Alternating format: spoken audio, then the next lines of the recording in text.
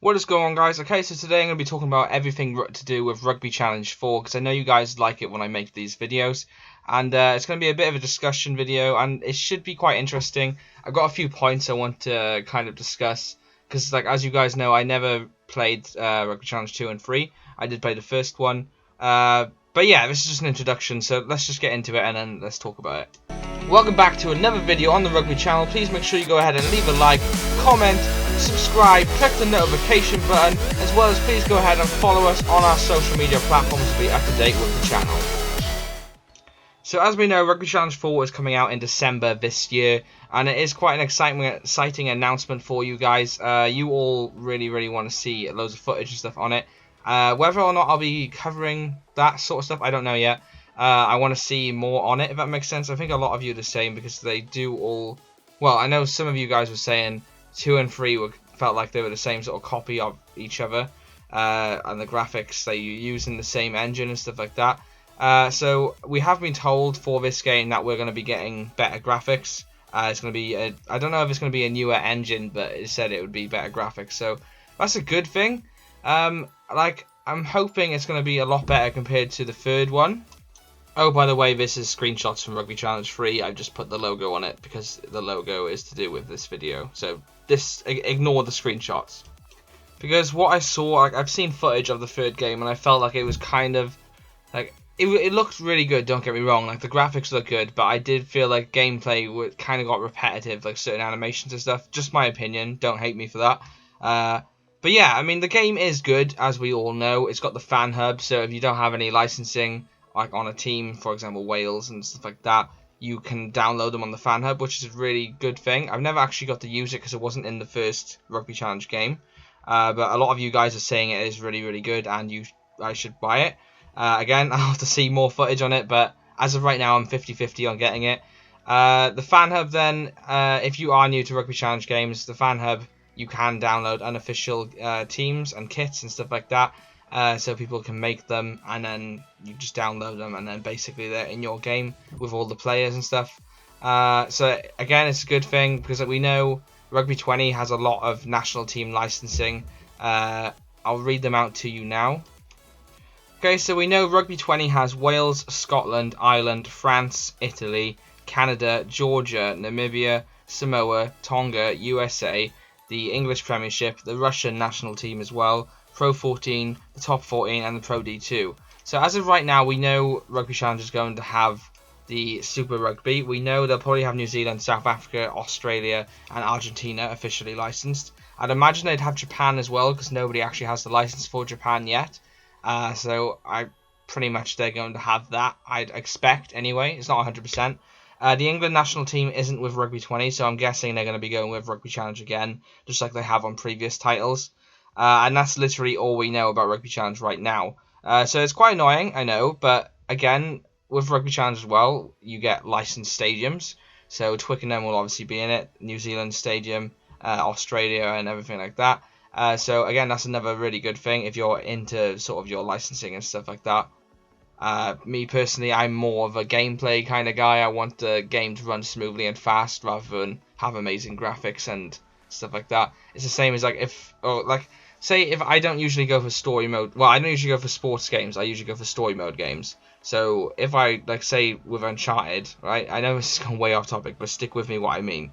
With Uncharted, I'd rather have a story-based game, with, making it, do you know, the game, it's hard to explain, it's kind of like graphics don't make a game, if that makes sense. I played the first Uncharted, and it came out in, 2008, and I played that in, 2014, 15, something like that. Years later, and I knew the graphics were terrible, but the game played well and I enjoyed it. So graphics don't make a game is what I'm trying to say basically, and that's an example of it. It's the same as licensing doesn't make a game. So with Rugby Challenge, it's kind of going to be just because they have lesser licensing compared to Rugby 20 doesn't mean it's going to be a bad game, and vice versa with Rugby 20. Just because they haven't got certain licensing doesn't mean it's going to be a bad game. Yes, we've seen Rugby 20 footage already, and we haven't seen Rugby Challenge footage. And I know you guys are probably preferring Rugby Challenge because we know we've had the past 3 games have been good, whereas Rugby 18 was dreadful. And we all know that as rugby gaming fans. But what am I trying to say with this? My point is like, until the game actually comes out, we're not gonna know which is the better game. Like, as of right now, we're just assuming it's gonna be Rugby Challenge, but we don't actually know because we haven't seen any footage on Rugby Challenge, and we've seen rough footage on Rugby 20, so we kind of like know Rugby Challenge will be better as of right now. But again, both games have still got a few months to go, so we can't talk about anything like that until the final product comes out. I know a lot of you guys have been saying recently as well that Rugby Challenge will probably have like the ITM Cup and stuff like that, and the Curry Cup, I believe. But they have stated that they'll have 25 licensed teams, and it said over 25 licensed teams. So my thing with that, right, is if you had over 30 teams, you would say over 30 teams. Do you know what I mean? Like, you're not going to say let's say you have 100 teams. You're not going to say we have over 50 teams. You're going to say, well, we have over 100 teams or over 90 teams. So that's what I don't understand. Like, if we did have the ITM Cup or the Curry Cup or something like that, it's going to go way over 25 teams. So if they say over 25 teams, it's going to only be like 4, I would say, most. So that's what I can't understand. Have they lost licensing for some teams? I don't know. Because we did speak about, like, Super Rugby has 15. And then, obviously, with the national teams included and stuff, it's literally, you're only going to rack up. You're going to have, like, the most will be, like, 4. Something like that. So, yeah, it's a big debate on what are the other teams Rugby Challenge has. As of right now, we don't really know, and it is kind of annoying, but it'll all come out in due time. And, yeah, exciting times for rugby gamers, because obviously we got 2 games coming out, and we're in the dark about the 2 games. Yeah, we've seen more of Rugby 20, but, again, we're still in the dark. We don't know certain features and stuff like that. So it is very, very interesting, and it is also very, very exciting. One feature I would love to see, if I wanted to, like, let's ignore gameplay and what we want to see with gameplay, obviously, like fixing rucks and stuff like that. Let's just ignore all that. Okay, one thing rugby games never really have since Rugby 08, and I know it's only small, okay, and I know you're probably thinking, like, what the hell? Like, this is really petty, okay, but snow. We never have the option to play in the snow, and I feel like that would be quite a cool thing to do.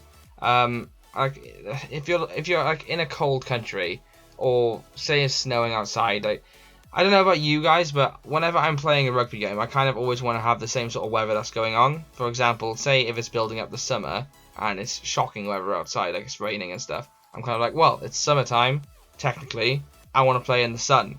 I don't know if it's just me, but I'm kind of like that. So if it's winter or it's near Christmas or something like that, I want to be able to play in the snow.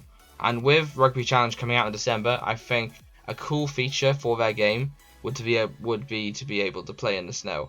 Like, even if it just replaced the rain animation to just snow. Like, something, I don't know. I'm not a game developer.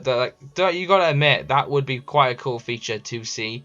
And it would be nice to see it in Rugby 20 as well, because I know Rugby 20 has added weather conditions as well in their game this year. Well, for next year.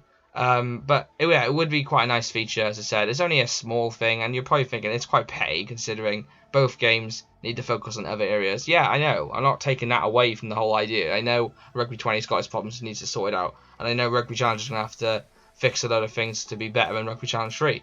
But, again, just like small little things like that, I'm kind of like, I feel like it would make the game 10 times better. Just to me, anyway. And like, again, with a soundtrack, I feel like a soundtrack would make a game much better as well. But yeah, it's just my opinion. You guys might agree, you might not. It's just one of those things, really. It's each their own. Every gamer is going to be different. I personally prefer small details and stuff like that. I know one guy commented not long ago about Rugby 20 that he'd like to see more like TV camera guys and stuff around the pitch. Again, it doesn't. That to me, that wouldn't really bother me. It's kind of like, oh, that doesn't really matter. But to him, it does. And it's each to their own. Like, if you feel that a game needs that because to make it more real, then that's your opinion. So, yeah, that's just what I'm getting at. I feel like we're all going to have, like, different ideas of what we wanted to see in a game. But it doesn't necessarily mean it's important. The main thing they need to focus on right now, both games, is the game to run smoothly and to look better than the other product which they made. And that's basically it. Okay guys, I've been rambling on for literally over 9 minutes now, and I don't know if you want to hear me ramble on anymore, so I'm going to finish the video there. I hope you guys have enjoyed watching. Please make sure you go ahead and leave a like. I know you do enjoy watching the Rugby Challenge videos, so I hope you have enjoyed. Please smash that like button to show your support, and comment, let me know what you thought as well. Is there a feature I missed out that we would like to see in Rugby Challenge? Let me know. As well, if you haven't already, please go ahead and subscribe. We cover rugby gaming stuff all week, and well, yeah, basically we've been doing some videos every day, and we've been doing some videos like every odd day, but it's guaranteed that we'll have at least one video a week.